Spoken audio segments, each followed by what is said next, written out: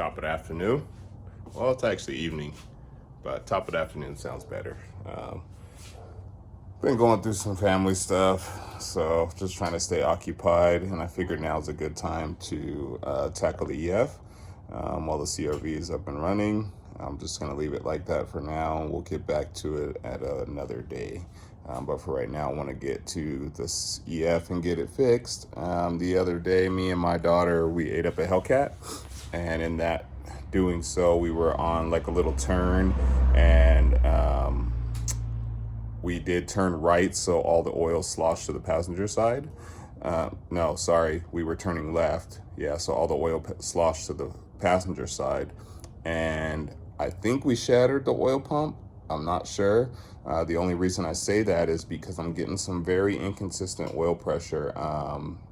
It can be, I can just be cruising, and number one, I hear it.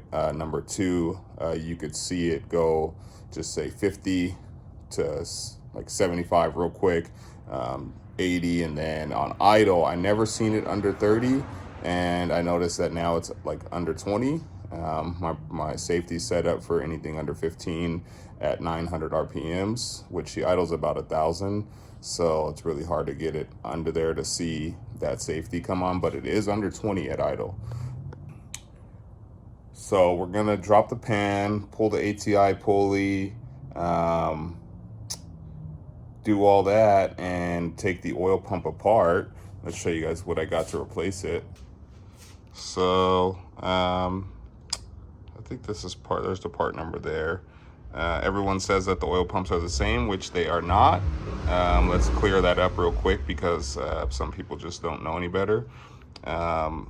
The OBD1 and OBD2 pump is different. The gear size is different. So this is an OBD2 pump, which has the location for the crank sensor. The generation previous to that is 84 millimeters. So yeah, they are not the same, clearly. But that being said, we're gonna drop the pan, make sure there's no shavings in there, make sure there's no rod knocks or anything, and go from there. I might pull a couple rods in the meantime. But I'm more than sure it's the oil pump because it's weird. So I changed the oil pressure sensor from my KRV to this car. And then, because I was just maybe like thinking the fluctuation was in the sensor, and Lord and behold, it does the same exact thing. So, and then I put that sensor in the KRV and it works perfectly fine. So there definitely is an issue in the oil pump, either in the rotation of this gear, and I've shattered a couple of these before. I don't do the ACL pumps. There's just so many fakes out there that I try to stay away from them. Plus they port them, and then if you don't port your block, it kind of defeats the purpose, I guess. So I like to just use these. I've installed a couple of these on a couple different cars. Some are revving 10,000 RPMs with no issues. So the red line on this is 9,700, I believe. So it does rev pretty high. And then, like I said, with that corner hit, I mean, we were flying, man. So that corner hit sloshed the oil. I'm pretty sure that was enough to damage the gear. But like I said, you guys will find out with us, and we'll check inside and see. I ain't gonna do any surprises. I'm just gonna bust her apart and then go from there. If that happens to be the case and it does have a rod knock, then we'll go ahead and just rebuild the motor. Well, actually, I have a Type R block that's under there that's sleeved already. So I'll probably just do that one and then take this one out and then refresh it and then have a spare put up on the side. But yeah, these are the Outlaw pistons, BMEs. Super heavy duty with the HD wrist pin. I actually already plan to build me another motor just because, I mean, this thing's been in here 6 years now, 45,000+ miles on it, tons of beating, and before it breaks, I like to fix things. So I figured Speed Factory helped us out big time. Shout out to Speed Factory. Got us head gasket, rods, bearings, and then we got the Toda billet gear. I'll open that up and show you guys how it looks inside. And then, yeah, we'll get right to it. Yes, I'm not gonna lie, I mean, this stuff is pretty nice. It's like all in Japan writing paper. pretty dope, man. So here's the bill of gear. Expensive little piece, but it does work, man. It does work. And I'm pretty sure I shattered one of these or something, or it's just worn, one of the two, because if anyone knows how this works, obviously it goes like that. While it's in there, that's what creates pressure, gets the oil to the port, and does its thing. But yeah, we're gonna go ahead and get this in, or at least take apart the old one and make sure that I see something that's off normal, and then I'll drop the pan obviously to see if there's any bearings in there. I got a magnetic drain in there. I didn't see any on that, but because I just did oil change. But we'll go ahead and be safe and pull the pan and then go from there. All right, so right now, just jacking the car up, me and Maui. Get the jack stands up and get to work. It's 6 a.m. here, Monday, Memorial Day. And this is what we're doing. Trying to stay busy, as everyone knows. I just lost my pops and stuff, so you know, my mind is all over the place, and I got important shit to be doing right now, but I just don't feel like it. So this is what we're doing today. Get the jack stand set real quick and then get to work. All right, so got the magnetic drain from Speed Factory, and that is a 14.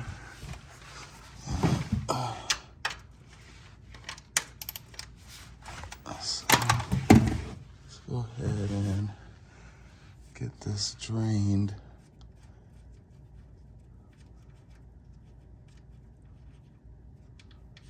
This was brand new oil too, man.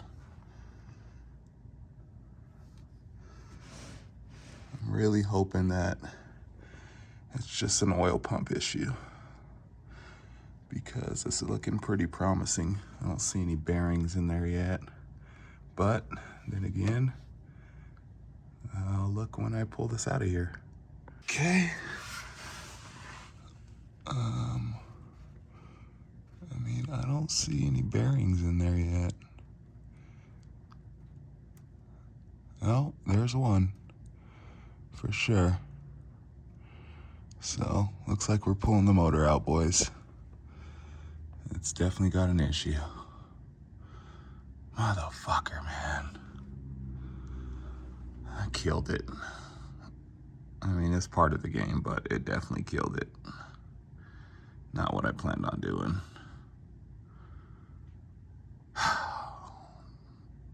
Okay, motor's coming out. I'm gonna pull the pan first, just real quick, just to look. I don't know why some of these are coming out with the studs. It's pretty stupid. Pretty sure those are locked in, but I guess not.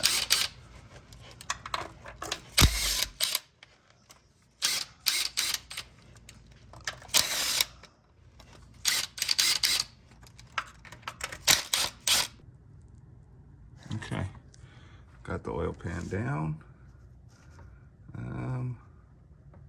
Yeah.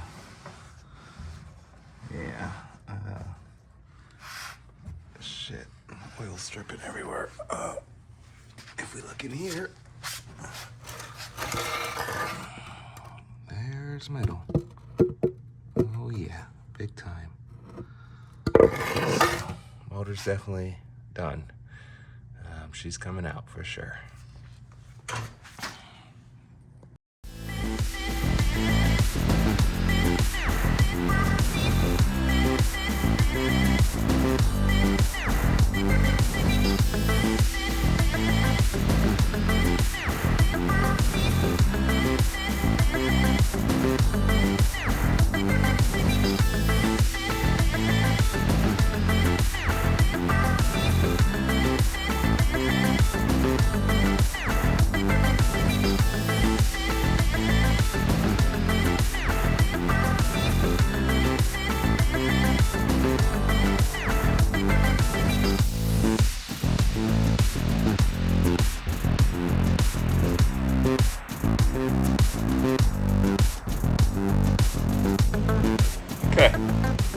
we got the motor ready to come out.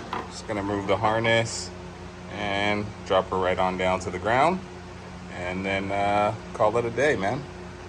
So motor's out. I already started assembling the stuff inside. So this is my assembly table for right now, which is my pool table. But wanted it to be nice and clean. So got our pistons and everything in. I'm gonna gap rings here next for the new block. And then get to assembling. So now we're gonna call it good in the video. I wanted to show you guys the oil pump, but I guess that'd be in another video once I get the motor apart. This motor I will be raffling off after I rebuild it. So it'd be a nice little prize for someone. But yeah, follow me on Instagram, we have shit up. Like, subscribe, and share. And we'll see you guys on the next, man. We out.